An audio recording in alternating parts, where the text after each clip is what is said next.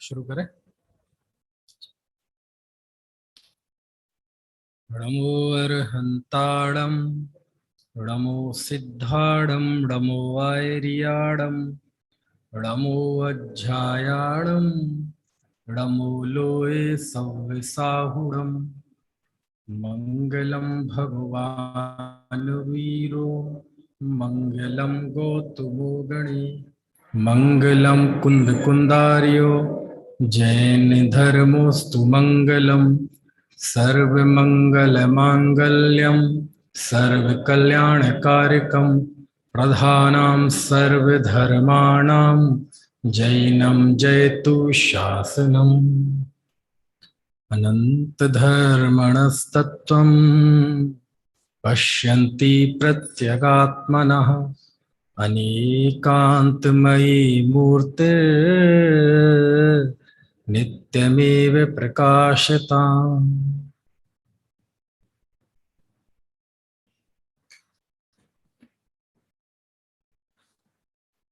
आत्मार्थी का जीवन कैसा होता है,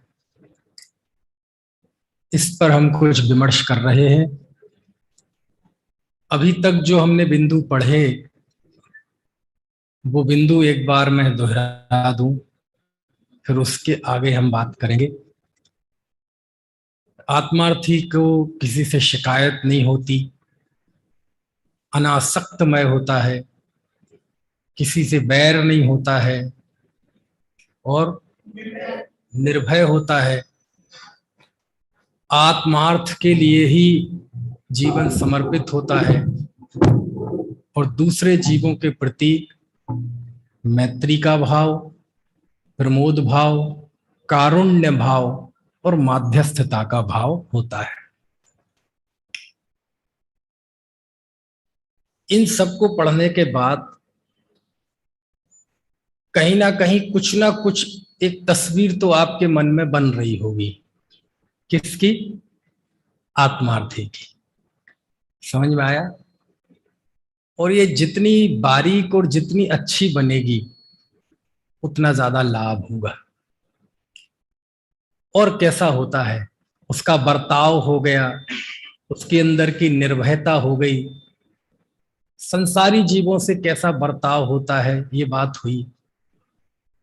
और भी है क्या कुछ आत्मार्थी का जीवन? बहुत है।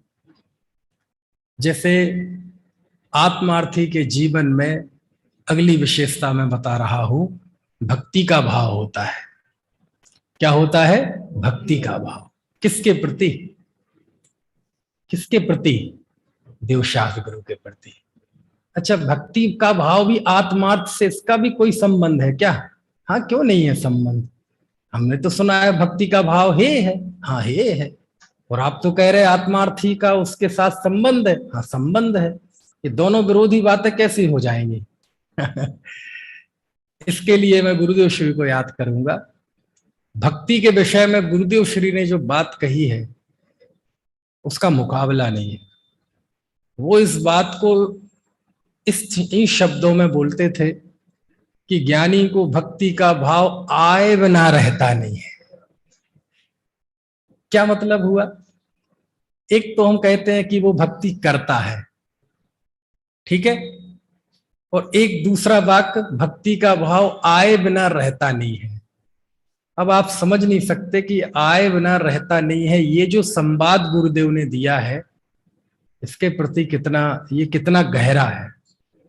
जब उन्होंने ये लिख दिया, कह दिया, लिखा तो नहीं, गुरुदेव ने बताया कि भक्ति का भाव आए बिना रहता नहीं है, तो इसमें से उन्होंने कितनी कुशलता के साथ उसके कर्तापन को निकाल दिया।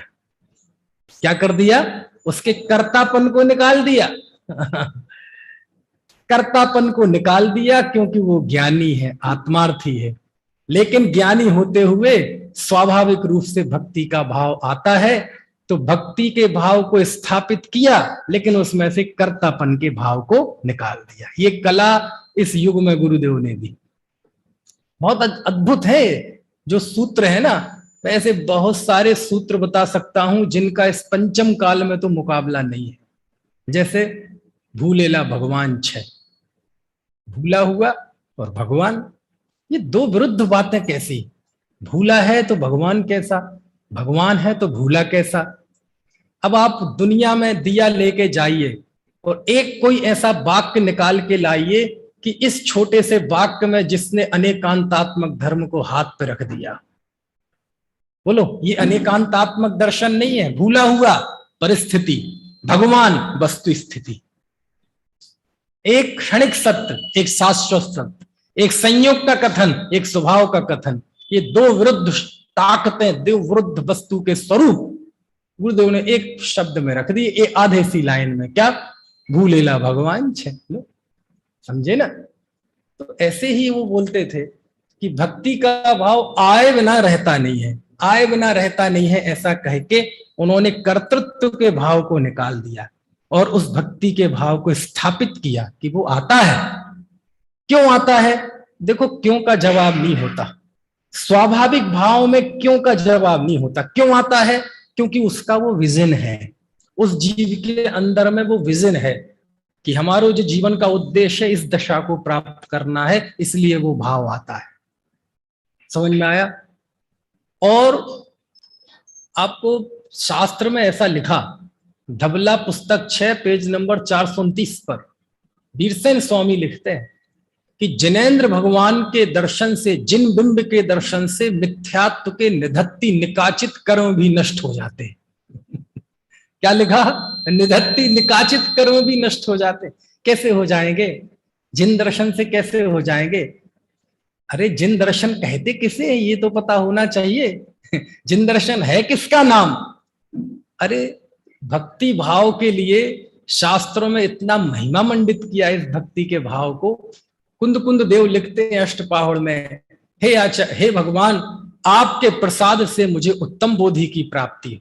अच्छा, भगवान कोई प्रसाद भी देते हैं? हमने तो पहली बार सुना है। हाँ देते हैं, बस तुम्हें लेना नहीं आता।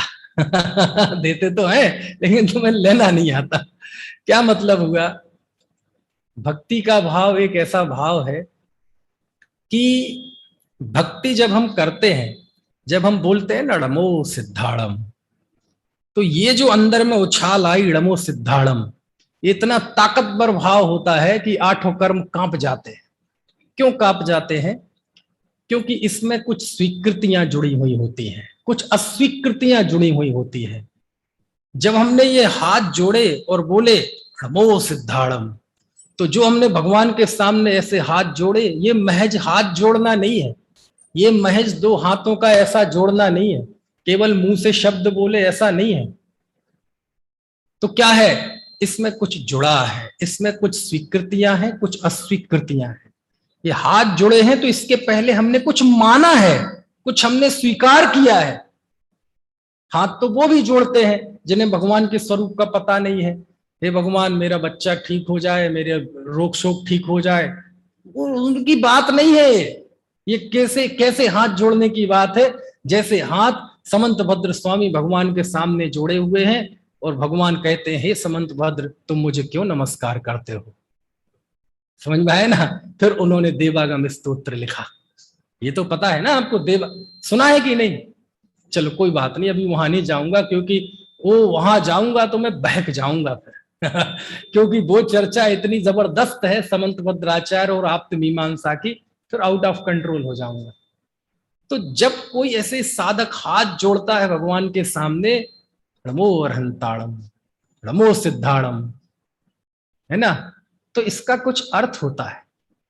जब आचार्य लिखते हैं कि जिनेंद्र भगवान के दर्शन से निधत्ति निकाचित कर्म मिथ्यात्व के चूर चूर हो जाते हैं, इसका मतलब ये ऐसा दर्शन नहीं है जैसा हम समझते हैं। कुछ स्वीकृतियां होती हैं। क्या स्वीकृतियां होती हैं? जब हम जिनेंद्र देव के सामने ऐसे झुके तो सबसे पहले हमने ये मान लिया कि हे भगवान, आप बड़े हैं, मैं छोटा हूं, आप खरे हैं, मैं खोटा हूं, आप ज्येष्ठ हैं, मैं लघु हूं, आप स्वर्ण हैं, मैं लोहा हूं। आपने ये अंतर स्वीकार कर लिया ना आखिरकार। यदि अंतर स्वीकार नहीं करेंगे तो मस्तक कैसे झुकेगा? अंतर स्वीकार नहीं करेंगे तो चमर कैसे ढोए जाएंगे? अंतर स्वीकार नहीं करेंगे तो जय जयकार कैसे होगी? अंतर स्वीकार नहीं करेंगे तो जाबाणी के ज्ञान तो ऐसे कैसे होगा?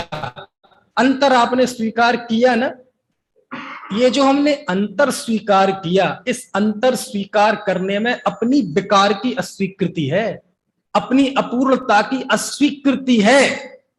समझ में आया ना? अपने विकार की, अपने अज्ञान की, अपनी अपूर्णता की, और अपने इस असंयम संयम जैसा भी जीवन है देश, उसकी अस्वीकृति है। जब हमने इस अंतर स्वीकार कर लिया, आप बड़े हैं, मैं छोटा हूं, आप हैं होने लायक है, मेरी जो स्थिति है वो त्यागने लायक है। बोलो, ये वंदना के भाव में ये स्वीकृति जुड़ी हुई है कि नहीं? जिस समय आपका मस्तक झुका तो आपने मान लिया ना कि मैं छोटा हूं, मेरी स्थिति त्याज्य है, देखने लायक वो दशा है, पाने लायक वो दशा है। ये स्वीकृति है कि नहीं उस वंदना के भाव में? तो बंधन मतलब ये हाथ जोड़ना नहीं, एक आंख से भगवान को देखना नहीं, ये तो कोई भी कर सकता है, लेकिन इसके साथ साथ ये जो मन में स्वीकृतियां जुड़ी होती हैं, ओम नमो अरहंताड़म, ऐसा कहते ही आपके अंदर की जो स्वीकृतियां अस्वीकृतियां हैं वो आके हृदय में उछलने लगी। हमने ये मान लिया कि आप में और हम में बहुत अंतर है, लेकिन उसी के साथ उस नमन के भाव में यह संकल्प भी व्यक्त हो गया, लेकिन ये अंतर हमें बर्दाश्त नहीं। क्या कहा? नहीं आया समझ में? कितनी स्वीकृतियां हो गई? कितनी स्वीकृतियां? 2 स्वीकृतियां। कहते आप कैसी बात करते हो, हमने तो अब तक यही सुना है कि जिनेंद्र दर्शन ये तो बंध का कारण है, पुण्य बंध का। हाँ, पुण्य बंध का ही कारण है, कौन कह रहा है मुक्ति का कारण? जब कहते हैं पुण्य से बंध होता है, मुक्ति का कारण नहीं है, तो अनेक जीव बेचैनी, उद्दम उत्साह में, गुस्से में बोलने लगते हैं, सब पुण्य में धर्म नहीं है, पुण्य में धर्म नहीं है, तो हम तो पुण्य छोड़ देंगे। तो मालूम है क्या कहता हूं? कल नहीं आज छोड़ दो, आज नहीं अब छोड़ दो, और मैं तो कहता हूं तुम छोड़ ही दो, कल से हम एक अर्घ तुम्हें भी देने लगेंगे। लेकिन पुण्य तो सबका ही छूटता है, महत्वपूर्ण यह है कि किस विधि से छूटा, क्योंकि पुण्य छोड़ने के 2 रास्ते हैं, एक तो जीव पाप में चला जाए या फिर आप में चला जाए। आप में जाकर पुण्य छोड़ना चाहते हो तो छोड़ दो, यही रास्ता है, दूसरा कोई रास्ता नहीं है। लेकिन कोई पाप में जाके छोड़े, कहते हैं इससे बड़ा छलिया कोई दुनिया में नहीं है। जिनेंद्र दर्शन है कब? आत्मदर्शन करते हुए है। समझ में आया ना? पुण्य है कि नहीं? दुकान पे बैठा छल करता हुआ कहे पुण्य है, पुण्य में धर्म नहीं है, अच्छा नहीं लगता तुम्हारे मुंह से बात।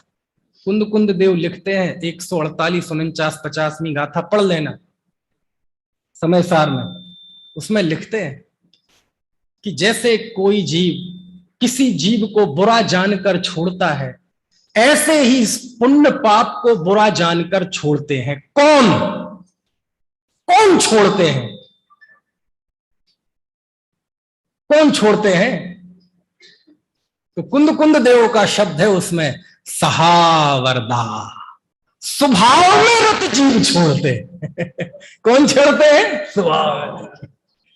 पाप करता हुआ जीव कहे पुण्य पाप दोनों एक, चुप लजाओ मत इतनी बढ़िया बात को। समझ में आया ना? क्यों? क्योंकि स्वभाव की बेदी पर कुंद कुंद देव ये सब बोलते हैं, पुण्य की बेदी पर पुण्य है नहीं बोलते, स्वभाव की बेदी पर बैठकर कहते हैं कि पुण्य है। समझ में आया ना?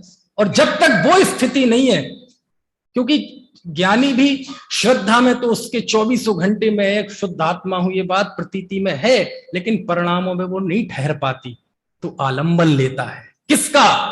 दुनिया में सर्वोत्कृष्ट आलंबन कौन है कि जिसको देखकर वो आलंबन बन सके? जिनेंद्र देव आलंबन बनते हैं, क्योंकि उनको ही देखकर हमें अपना स्वरूप की खबर होती है, बाकी की नहीं होती। दुनिया में जाओ तो वो बहका देते हैं, बहका देते कि नहीं? किसी के पास जाएंगे, साहब दुखी हैं, तो बोले तुम्हारी कृपा रुकी हुई है। कैसे आएगी कृपा? बोले समोसा खाता है, बोले खाते हैं।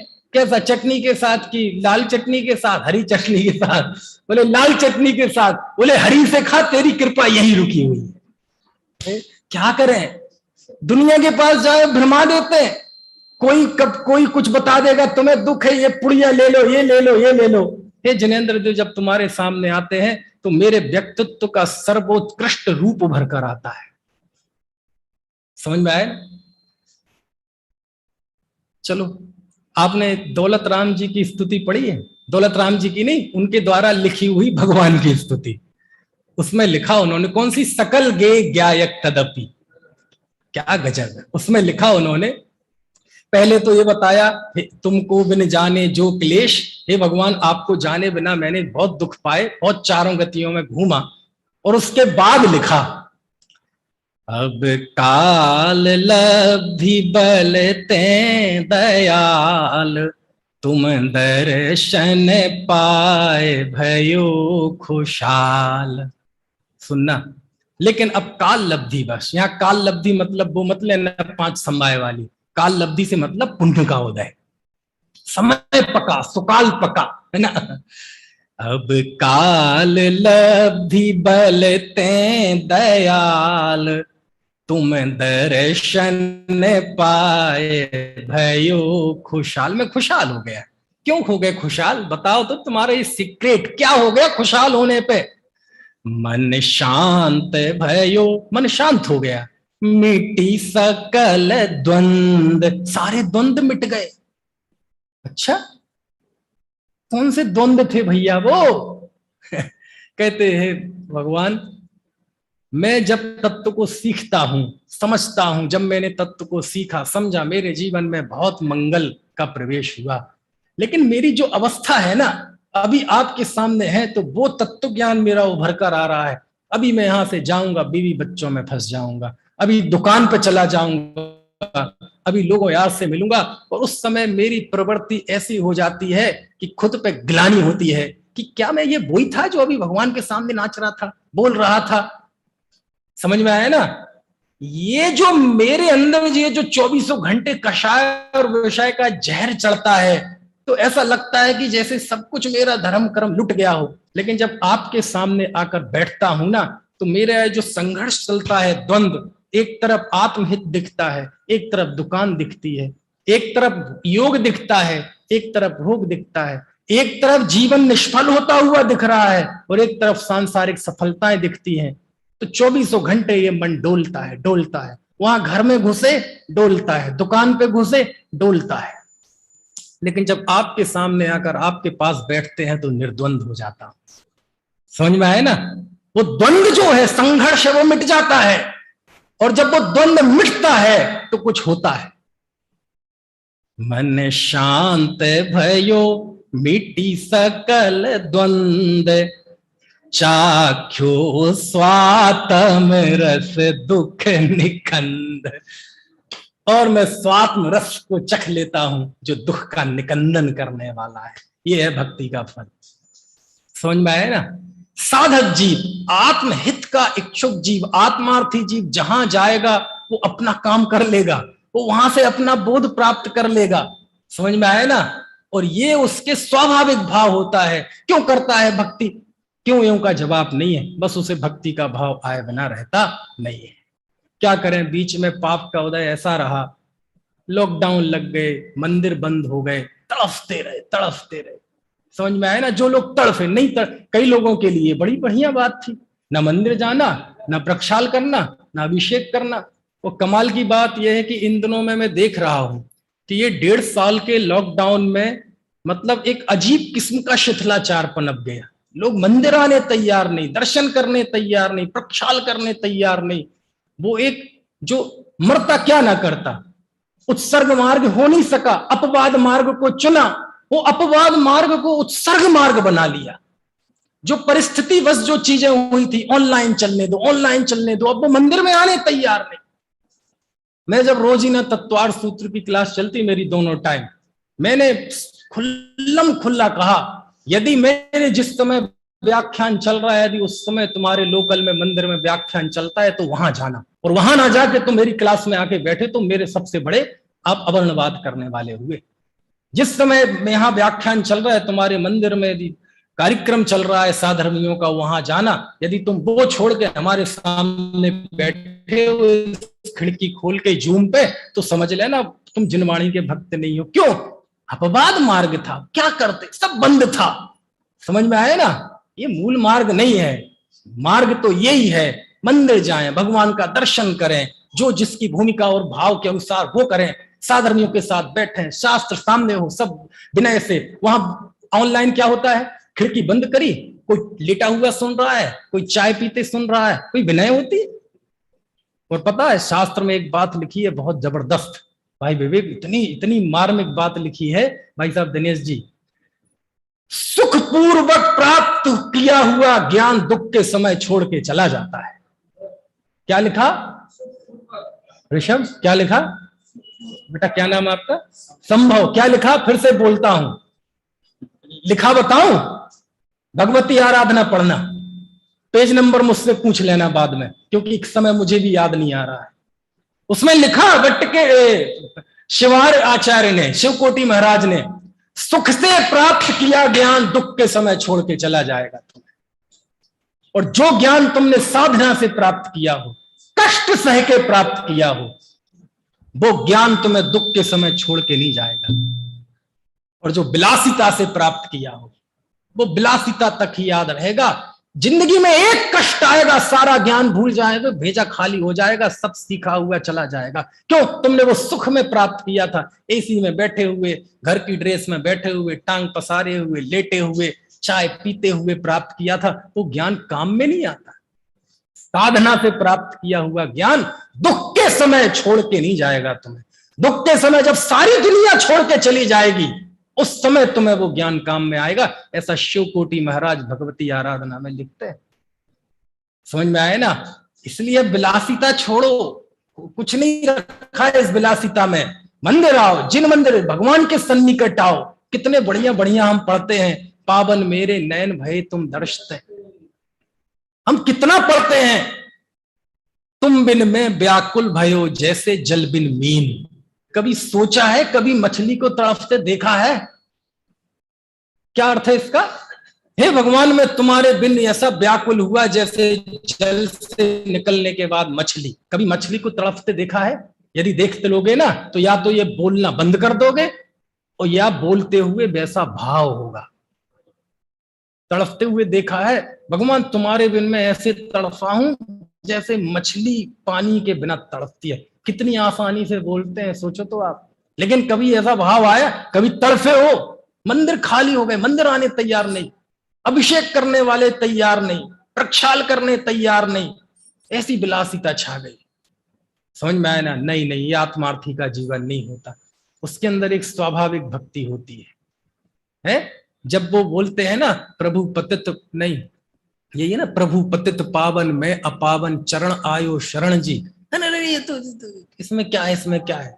कौन लिख रहा है पता है? भूधरदास जी लिख रहे। जानते हो भूधरदास जी किसका नाम है? नहीं। जीवन में बुद्धि और भाव दोनों का समन्वय होना चाहिए। एकांत बुद्धिवाद अथवा एकांत भाववाद, दोनों घातक है। एक बार बताऊं, अभी कुछ साल पहले की बात है, मैं दशलक्षण में विदिशा में था। तो विदिशा में क्या हुआ कि मेरी एक मुंह बोली बहन थी, वो ब्रिटेन के किसी शहर में थी। तो दशलक्षण के 5-7 दिन बीतने के बाद मेरी उससे फोन पे बात हुई। बोले भैया, मैंने कहा मैं तो यहाँ आया हूँ विदिशा में, यहाँ बड़े मंदिर में व्याख्यान होते हैं, अच्छे बीत रहे हैं। मैंने कहा तुम्हारे क्या हाल है? तो वो शांत हो गई। तुम्हारे सागर की प्रमोद जी है ना, प्रमुखरोनिया वाले, उनकी बेटी। तो वो मैंने बचपन में उसे पाठशाला में पढ़ा है। तो मैंने कहा तुम्हारे क्या हाल है? तो वो चुप सी हो गई। अब वो बड़ी चंचल, मुझसे बहुत बोलती है, लेकिन एकदम चुप सी हो गई। मैंने कहा क्या बात है? तो बोली भैया, जिंदगी में पहली बार ऐसा हो रहा है, 10 लक्षण चल रहे हैं और अभी 6-7 दिन हो गए, मुझे दर्शन नहीं मिले। अच्छी बात है भाई, मैं भी बड़ा।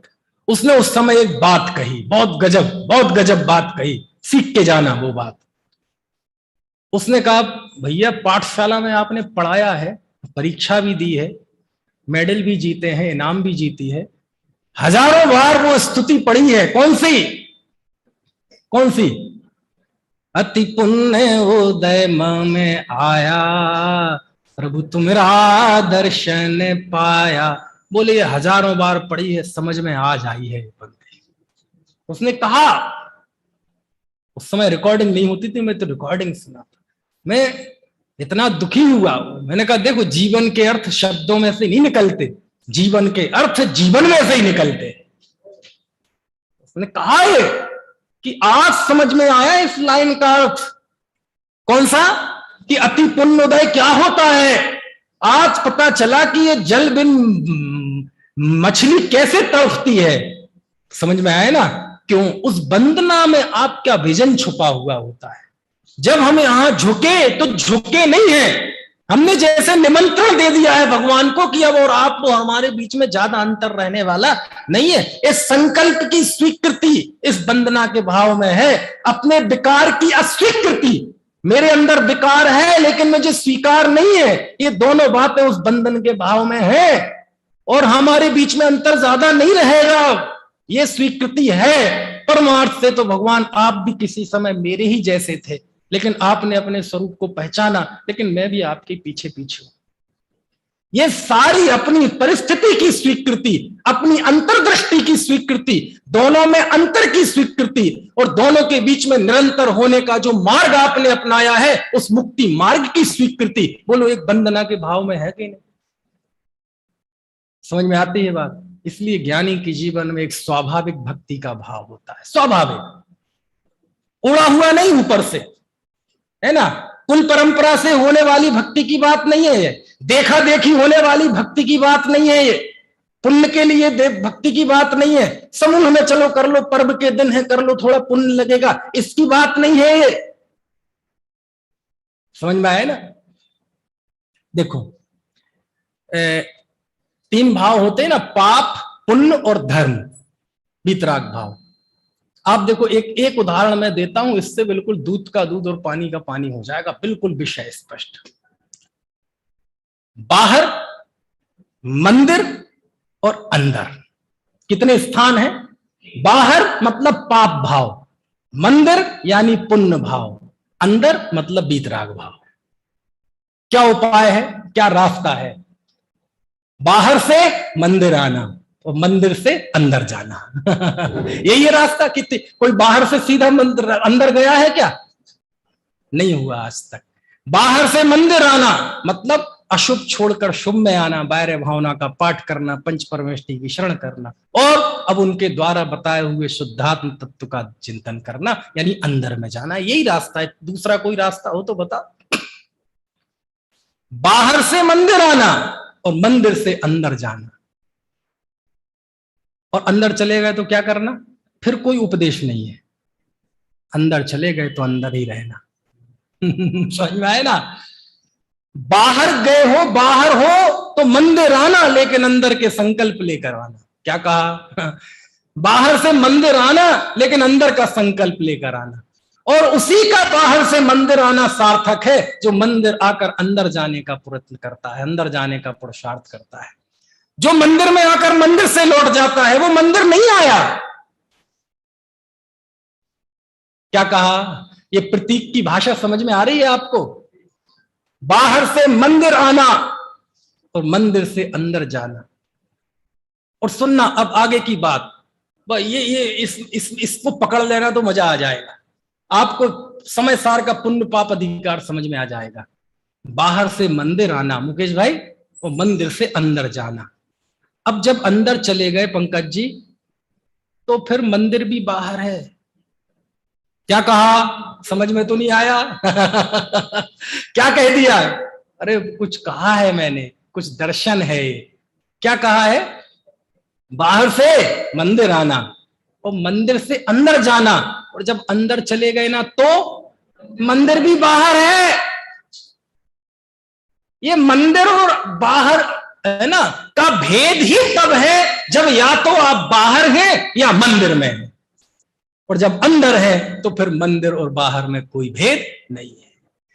अंदर में बैठकर कोई जीव ये अनुभव करता है कि मंदिर और बाहर कुछ नहीं है, वो जीव कहने का पात्र है कि पुण्य पाप दोनों एक है। उसी के लिए लिखा कुंद कुंद आचार्य ने, सुहावना रत जीव पुण्य पाप दोनों को छोड़ते हैं। ये बैलेंस होता है जीवन में आत्मार्थी के, वो किसी भी तरह के हठाग्रही नहीं होता। हाँ ये बात भी सही है? हाँ ये भी सही है, जिनागम की कोई भी बात गलत नहीं है, बस उसको अच्छी नीयत से पढ़ना पड़ता है। समझ में आया ना? चलो इसका कितना ही विश्लेषण कर ले, तो आत्मार्थी के जीवन की अगली विशेषता क्या हुई? उसके अंदर एक स्वाभाविक भक्ति का भाव होता है। अरे गुरुदेव श्वेतांबरों में पैदा हुए थे, दिगंबर मंदिर कोई थे नहीं पूरे गुजरात में। जब सोनगढ़ का पंचकल्याणक हुआ तो जिन बिंब आके पहले से रख जाते हैं, प्रतिष्ठा तो बाद में हो जाती है, बाद में वो पूजनीय होते हैं। तो गुरुदेव उन अप्रतिष्ठित जिन बिंबों के सामने दोपहर में कई कई घंटे ऐसे बैठे रहते थे। ये दिगंबर मुद्रा होती, ये दिगंबर। और मालूम क्या करते थे? कोई आदमी वहां से निकलता था, इधर आओ इधर आओ, तमे जोवा छे दिगंबर केवा थाय छे, दिगंबर जिन बिंब केवा थाय छे, अहिया आओ। मतलब समझे गुजराती में, तुम्हें पता है दिगंबर भगवान कैसे होते हैं? देखो ये होते हैं भगवान। अरे तो भगवान देखो, तो ऐसे ऐसे बताते थे भावुक होके, इधर आओ इधर आओ उधर उधर ऐसे बताते थे। तुमने देखे भगवान कैसे होते हैं? देखो ऐसे होते हैं भगवान, ऐसे। वो अप्रतिष्ठित बिंबों के सामने घंटों बैठे रहते थे गुरुदेव। ये बात है दिगंबर क्यों ऐसे स्थान पर पैदा हुए थे, कहीं कल्पना ही नहीं कर सकते दिगंबर जिन मुद्रा की। और जब वो मिले, वो मुद्रा आई, तो ऐसे पागल से हो जाते थे, क्योंकि ऐसे ही होता है। समझ में आए ना? आपके भी जीवन में यदि जिनवाणी पढ़ के स्वाध्याय करके थोड़ा सा ऐसा पागलपन आ जाए ना, दुनिया कहने लगे ये थोड़ा सा पागल हो गया, तो समझ लेना आपको जिनवाणी समझ में आने लगी है। क्योंकि ऐसा आत्मार्थी जिसकी हम बात कर रहे हैं, दुनिया में पागल ही दिखेगा। समझ में आया? ऐसी स्थिति। देखो देखो देखो, इधर आओ इधर आओ, देखा है तुमने दिगंबर मुद्रा कैसी होती? ये होती है, देखो दिगंबर मुद्रा ये होती है। देखो ऐसी आंखें होती हैं, अंतर्दृष्टि। देखो ऐसे हाथ पे हाथ रख के बैठे हैं, अकर्तृत्व का भाव। देखो चल नहीं रहे हैं, आत्मा में निश्चल हो गए, ये जिन बिंब है। देखो देखो ऐसे भक्ति का भाव। किसी ये भाव उन्होंने किसी से सीखा था, कहीं से दुकान से खरीदा था, किसी को उपदेश से आया था।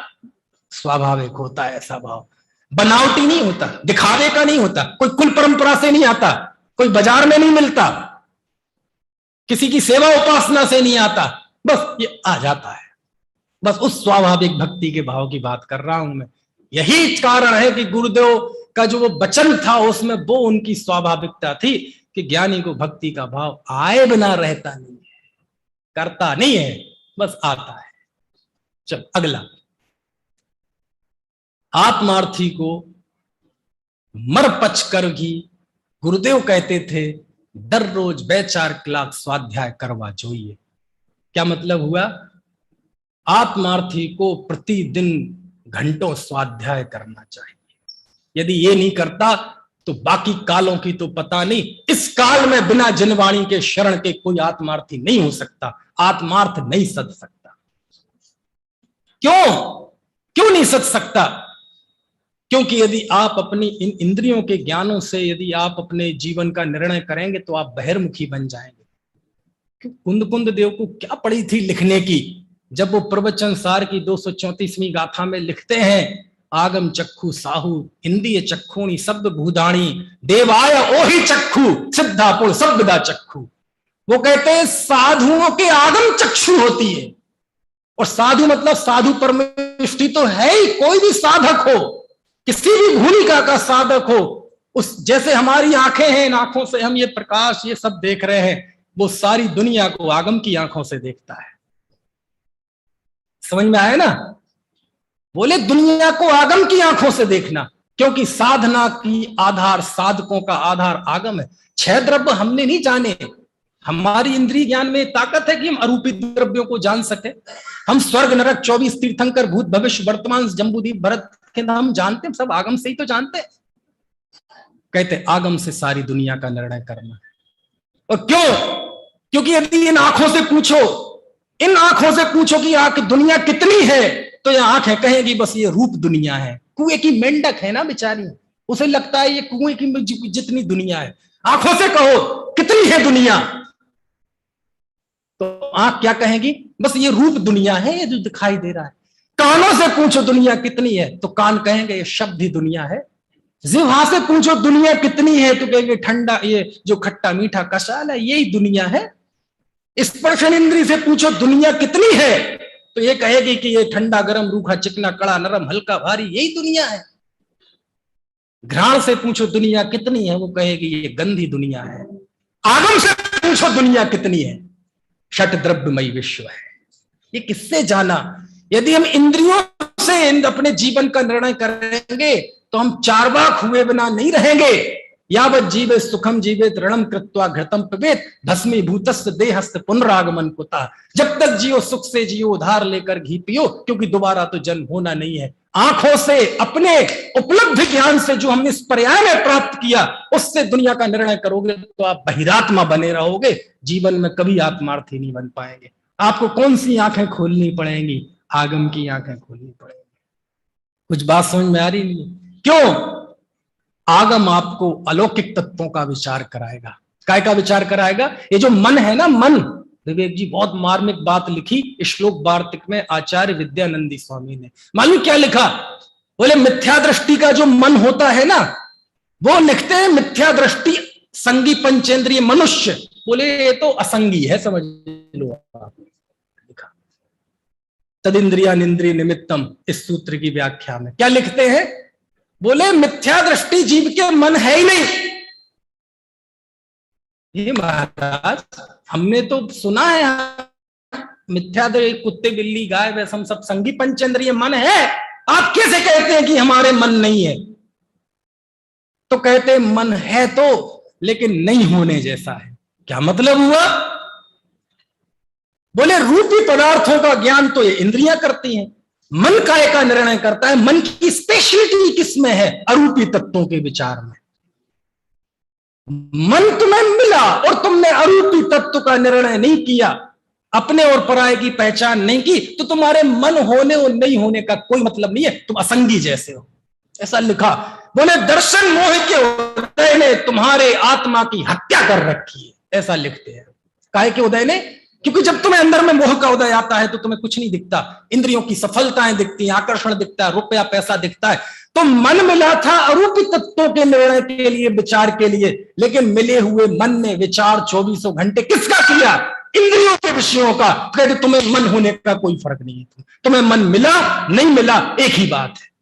जैसे गुस्से में नहीं कहते, मान लीजिए आपका पुत्र है और कपूत निकल जाए, वो आपको लात मार के घर से निकाल दे, आपने पैसे जिंदगी भर की पूंजी लगा के कर्ज लेके उसे IIM में MBA कराई, पहले इंजीनियरिंग कराई, बड़ा ऑफिसर बन गया, 2 करोड़ का पैकेज है, लात मार के घर से निकाल दिया। तो दूसरा मित्र मिलता है, क्यों भाई यहाँ चौराहे पे क्यों पड़े हो?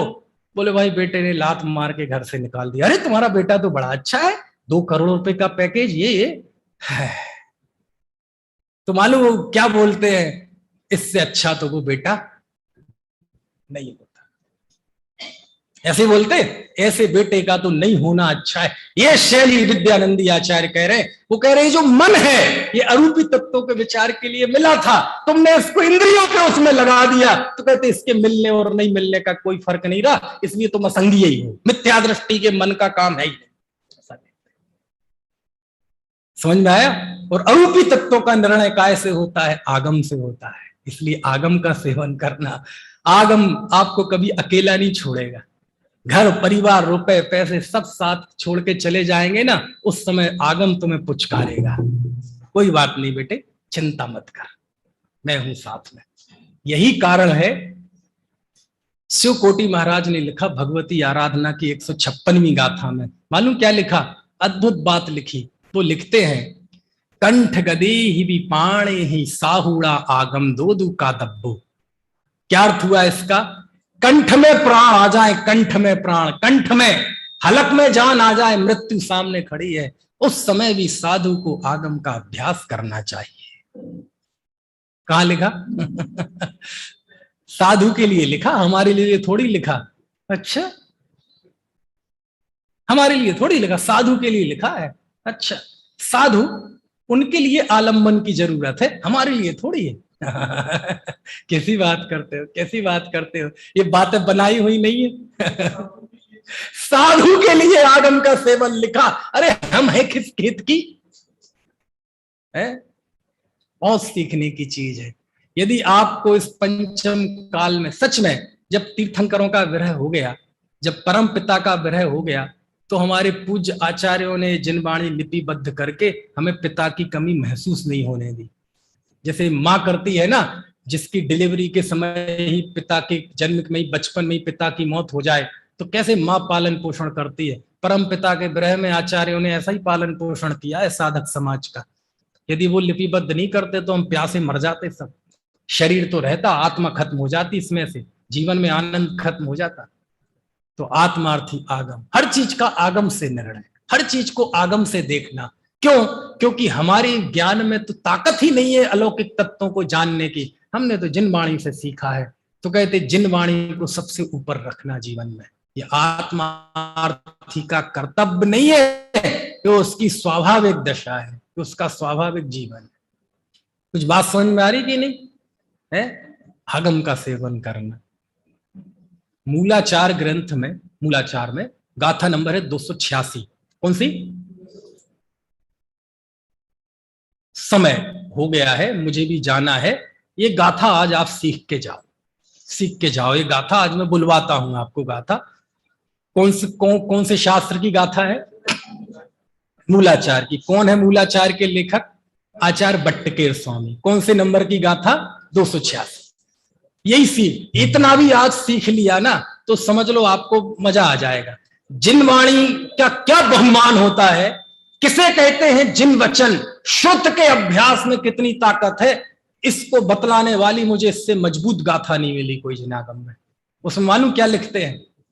दोहराना अच्छा, मैं बुलवाता हूं, कोशिश करना। वीणेण सुध मदीधम, बोलिए। जदपि पमादेण होदि विसरिदम, जदपि पमादेण होदि विसरिदम, तमुट्ठावधि पर भवे, तमुट्ठावधि पर भवे, केवलनाणं च आवहदी, केवल। समझ में तो नहीं आया ना? बहुत जबरदस्त आचार्य लिख रहे हैं। और पता है एक मान्यता ये भी है कि मूलाचार कुंद कुंद स्वामी का है। मेरी भी यही मान्यता है लेकिन छपा हुआ आपको बट्टकेर स्वामी मिलेगा। उसमें लिखते हैं विणयेण सुध मदीधम, विणयेण विनय से, विनय से, देखा देखी नहीं, कुल परंपरा से नहीं, ज्ञान वृद्धि के लिए नहीं, विणयेण, विणयेण सुध मदीधम, विनय के द्वारा किया गया स्वाध्याय श्रुत का अभ्यास। यहां ध्यान दो, विनयेण सुध मदीधम, विनय के द्वारा किया गया श्रुत का अभ्यास। यद्यपि, यद्यपि पमादेण, किसी प्रमाद की वजह से, होदि विस्तरिदम, हो सकता है आप भूल जाएं। आपने विनय से स्वाध्याय किया, कोई ऐसा कारण आ गया कि भूल गए, कोई बीमारी हो गई, कोई स्क्रू ढीला हो गया, कोई कई कई रोग होते ना, वात पित्त कफ का बैलेंस बिगड़ जाए, अल्जाइमर हो जाए, कोमा में चला जाए, है ना, कुछ भी हो सकता है पाप के उदय में, ज्ञानी के भी हो सकता है।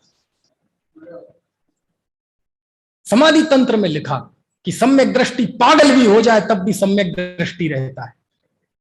पागल हो जाए, पत्नी को ना पहचाने, मां को ना पहचाने, तब भी वो सम्यक दृष्टि रहता है, तब भी उसके 41 प्रकृतियों का संवर रहता है।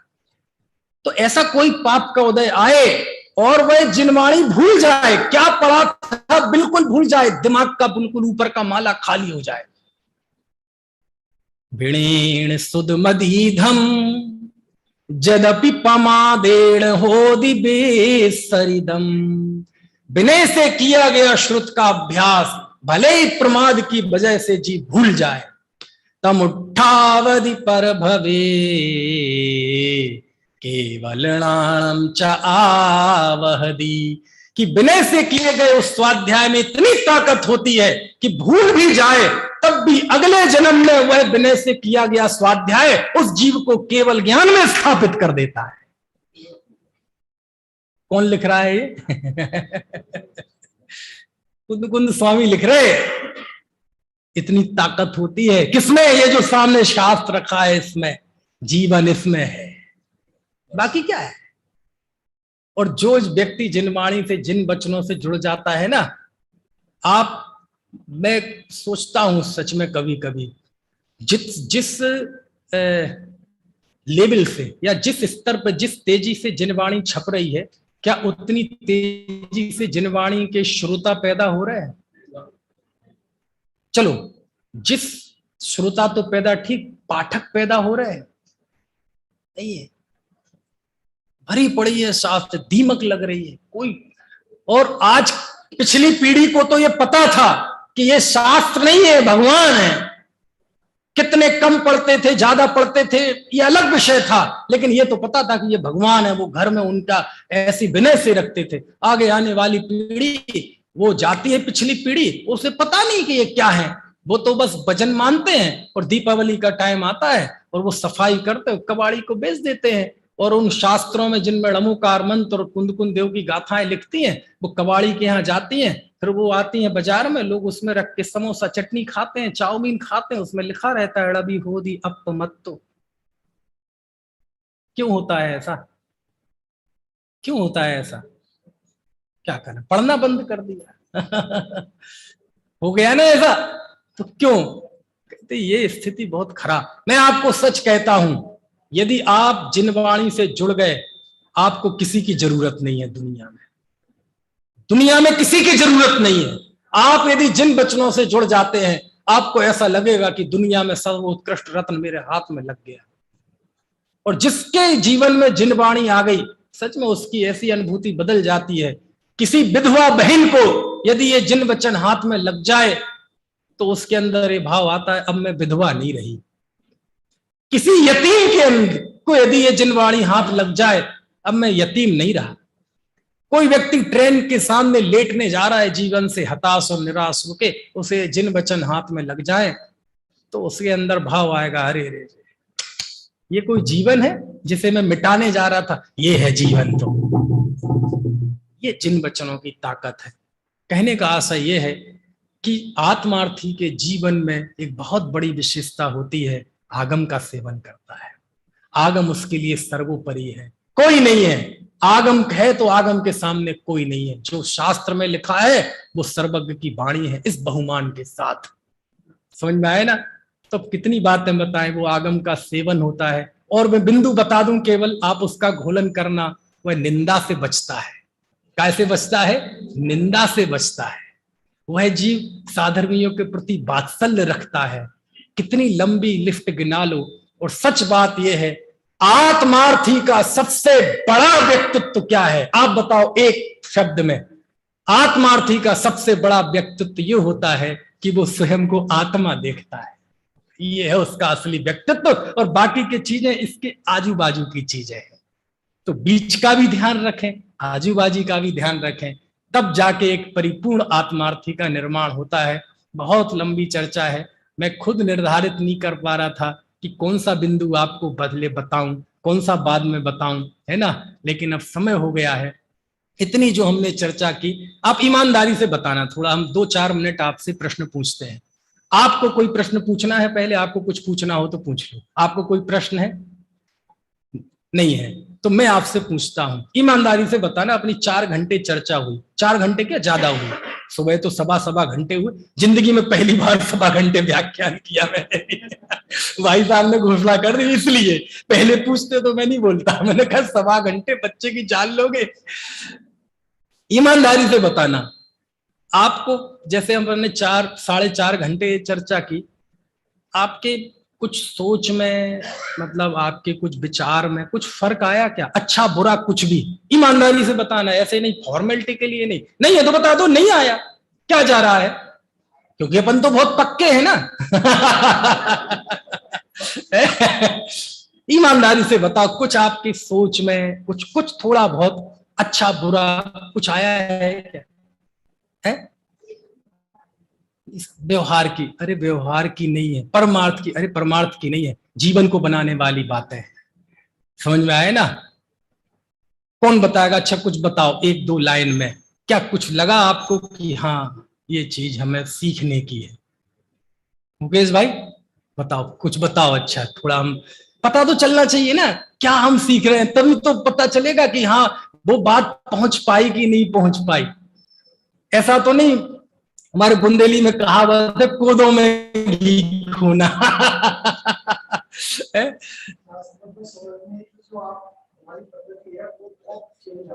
अच्छा,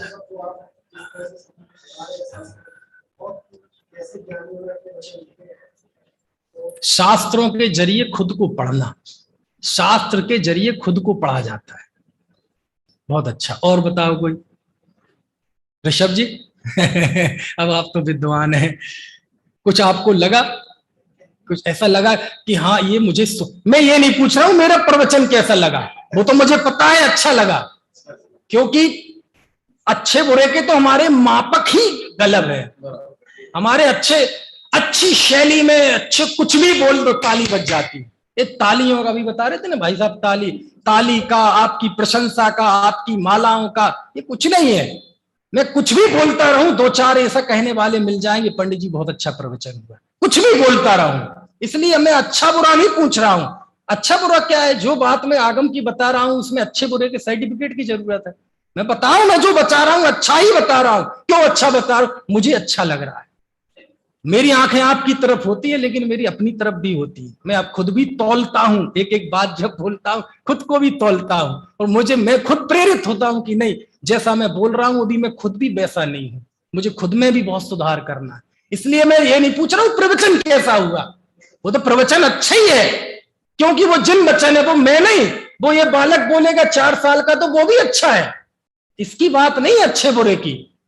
आपको क्या कुछ इससे ऐसा कुछ लगता है कि यहाँ कुछ बढ़ने लायक है जीवन में? अच्छा लगा आपने कल ये बताया कि अपना जज स्वयं मैं हूँ, और अगर कोई घटना हमारी प्रशंसा हो रही है या निंदा हो रही है तो हमें ये महसूस होता है कि आज जो प्रशंसा हो रही है हो सकता है कल निंदा नहीं कर सकता।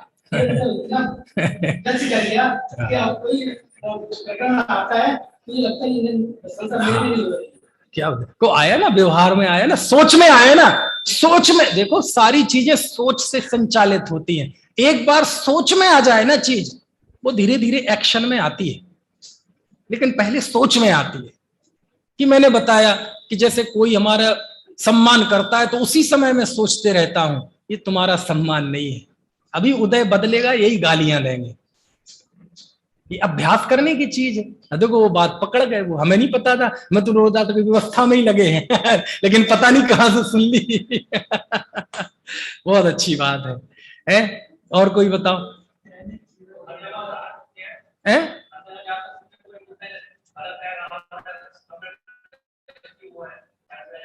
हाँ हाँ, जिन वाणी की एक शैली ऐसी भी है कि यहाँ जितने लोग बैठे हैं सब सम्यक दृष्टि है।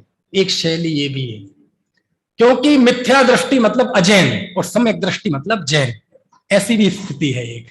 तो है ना, जो जिन देव को मानता है वो सम्यक दृष्टि, और जो जिन देव को नहीं मानता वो मिथ्या दृष्टि। फिर करणानुयोग की विवक्षाएं अलग है, 7 प्रकृतियों का, और फिर अध्यात्म की स्वरूप का अनुभव, भूदत्तेड़ा 9 तत्वों में छुपी हुई ज्योति, वो फिर अलग है। समझ में आए ना, सब व्याख्याएं हैं। लेकिन सम्यक दृष्टि एक तो बहुत सरल है, नहीं सरल नहीं है, कठिन है। जब हम सरल कहते हैं ना कोई चीज को, तो पौरुषहीनता की बातें होती हैं। नहीं, मुक्ति का मार्ग सरल है, उसकी भी अपेक्षा है, लेकिन बहुत कठिन है, ये भी सीखने की चीज है। समझ में आए ना, सरल है सरल है हाँ, वो तो भाई व्यक्ति हताश ना हो, निराश ना हो, उसे ऐसा ना समझ लेने पड़ लगे कि मुझे आत्महित करने के लिए कोई बहुत मेहनत करनी पड़ेगी, कोई तीर्थों पे भागना पड़ेगा, चप्पलें घिसना पड़ेगा। ये उसको कहते नहीं भैया, जहां जिस स्थिति में बैठे हो वहां उस स्थिति में तुम आत्मज्ञान कर सकते हो, इस अपेक्षा सरल है। लेकिन सामने कोई जीवित शत्रु हो उसको जीतना सरल है, लेकिन जो अदृश्य शत्रु होता है ना अंदर में, क्या कहा, सामने शत्रु हो उसको जीतना सरल है। लेकिन जो शत्रु यहां अदृश्य रूप से भीतर में बैठे हैं, हमारी आग्रह, हमारे अज्ञान, हमारा असंयम, हमारी बहिर्मुखता, पर्याय मूलता, पर्याय में ऐसी आसक्ति की उसी के लिए जीना, उसी के लिए मरना, ये जो अदृश्य शत्रु अंदर में बैठा है, इसको जीतना सरल है। सामने वाला कोई जीवित शत्रु हो, चेतन शत्रु हो, जो दिखाई दे रहा है सामने युद्ध भूमि में, उसको जीतना सरल है, लेकिन अदृश्य शत्रु को जीतना कठिन है। क्यों? क्योंकि इसके लिए बहुत उग्र पुरुषार्थ चाहिए, और वो उग्र पुरुषार्थ कहां से आएगा? घर गृहस्थी और इनके दुनिया के गोरख धंधों में फंसे रह के आएगा, यहीं से आएगा, और कोई नहीं ला सकता इस पंचम काल में। देव है नहीं, और गुरु का संयोग पाने के लिए जितना पुण्य हमारी झोली में चाहिए उतना पुण्य हमारी झोली में है नहीं।